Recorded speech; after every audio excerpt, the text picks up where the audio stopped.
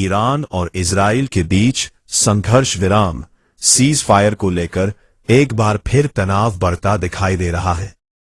क्षेत्रीय मामलों के जानकारों का कहना है कि इजराइल सीज फायर को ऐसी स्थिति के रूप में देखता है जहां उसके सैनिकों पर हमला ना हो, लेकिन वो कब्जे वाले इलाकों पर अपना नियंत्रण बनाए रखे। विश्लेषकों के अनुसार यह नीति गाजा, लेबनान और सीरिया में देखने को मिली है।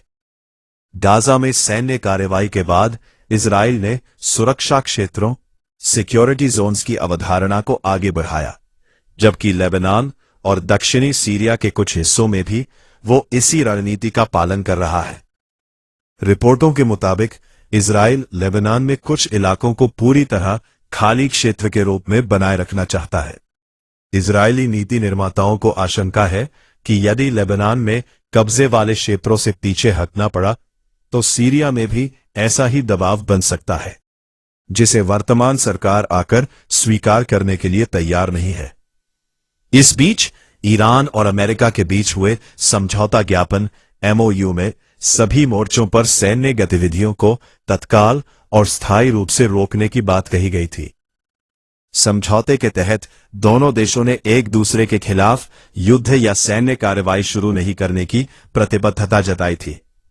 समझौते में यह भी प्रावधान था कि अमेरिका ईरानी कच्चे तेल और पेट्रोलियम उत्पादों के निर्यात पर राहत देने के लिए आवश्यक छूट प्रदान करेगा। साथ ही ईरान की जमी हुई संपत्तियों और फंड के उपयोग को लेकर भी दोनों पक्ष बातचीत के जरिए प्रक्रिया तय करेंगे।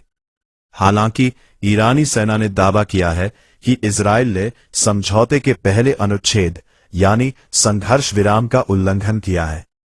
इसके जवाब में ईरान ने हॉर्मुज जलडमरूमध्य स्ट्रेट ऑफ हॉर्मुज से जुड़े अपने समुद्री क्षेत्र में प्रतिबंधात्मक कदम उठाने की घोषणा की है।